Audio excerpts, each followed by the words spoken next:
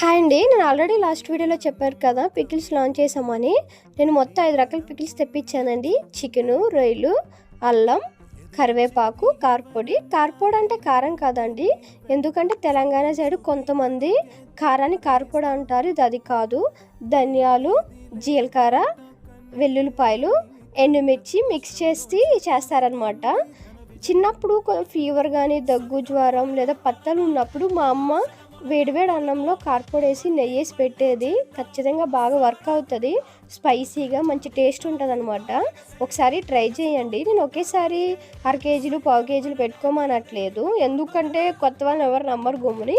అందుకనే జస్ట్ ఒక 100 గ్రామ్స్ పెట్టుకోండి. అన్ని రకాలు నచ్చితే మీరు మళ్ళీ ఆర్డర్ పెట్టుకోవచ్చు. అలాగే అన్ని రకాలు 100 గ్రామ్స్ పెట్టుకున్న వాళ్ళకి ఫ్రీ షిప్పింగ్ కూడా ఇస్తానండి.